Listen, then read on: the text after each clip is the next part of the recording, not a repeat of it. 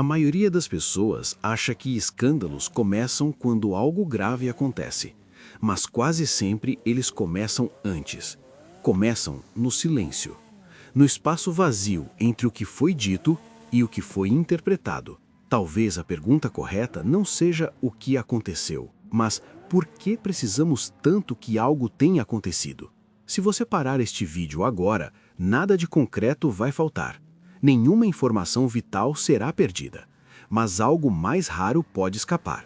A chance de enxergar um padrão que se repete desde muito antes das redes sociais e que continua decidindo quem domina a narrativa e quem é esmagado por ela.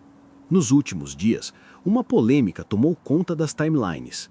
Um término público, nomes conhecidos, suposições rápidas, um possível pivô. Nenhuma confirmação clara. E ainda assim, milhões de opiniões formadas com convicção absoluta.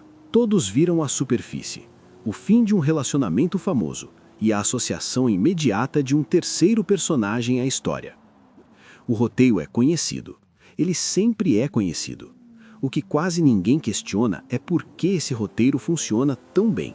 Por que basta um silêncio, uma coincidência ou uma narrativa incompleta para que a opinião coletiva se organize com tanta velocidade?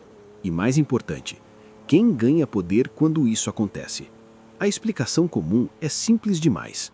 As pessoas gostam de fofoca, mas isso é apenas o sintoma. O mecanismo real é mais profundo. Quando um evento ambíguo surge, o cérebro humano entra em estado de desconforto. A ambiguidade é instável e o ser humano prefere uma história errada à ausência de história. Então, ele preenche as lacunas, não com fatos, mas com padrões emocionais, com memórias de outros casos parecidos, com arquétipos já conhecidos, o traído, o traidor, o vilão, o inocente. É nesse ponto que a maioria reage. Ela escolhe um lado, compartilha, comenta, ri, defende, ataca. Não porque analisou, mas porque reagir dá uma sensação momentânea de controle. Enquanto isso, um grupo muito menor faz algo diferente. Ele observa. Não se pergunta quem está certo ou errado. Se pergunta quem está ganhando atenção. Quem está sendo definido antes de falar. Quem controla o ritmo da história. Essa é a quebra silenciosa que quase ninguém percebe.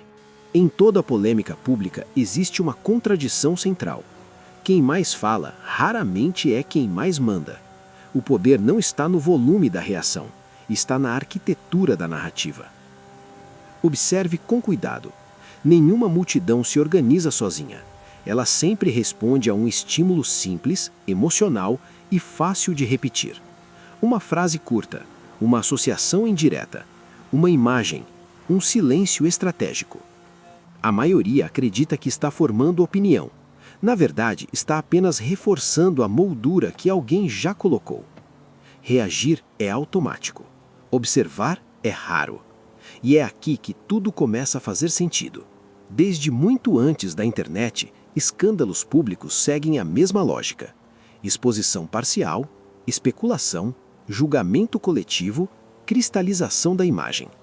O detalhe crucial é que depois que uma imagem se cristaliza, a verdade perde valor. O que importa não é mais o que aconteceu, mas o que ficou fácil de acreditar. Esse é um princípio antigo do comportamento humano. As pessoas não defendem fatos, defendem narrativas que confirmam a sensação que já tiveram.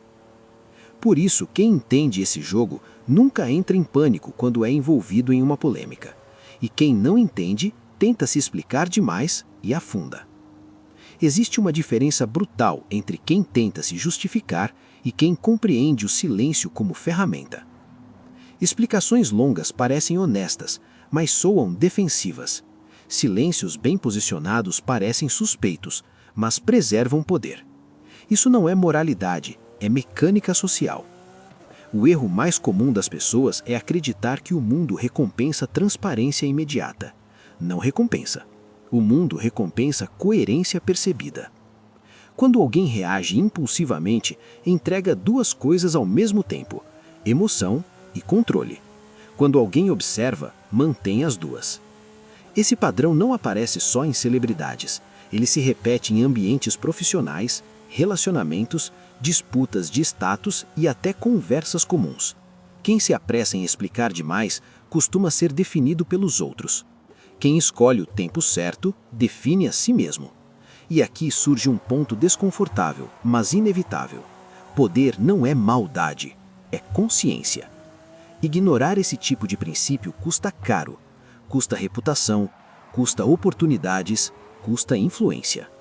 Ao longo da vida, quem não entende como narrativas se formam acaba vivendo dentro de histórias que nunca escreveu.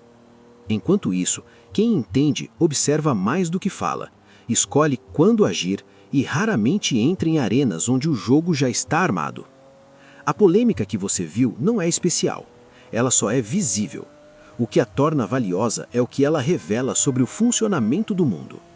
Nada disso exige cinismo, exige lucidez. Entender poder não é desejar dominar os outros, é evitar ser conduzido por forças invisíveis.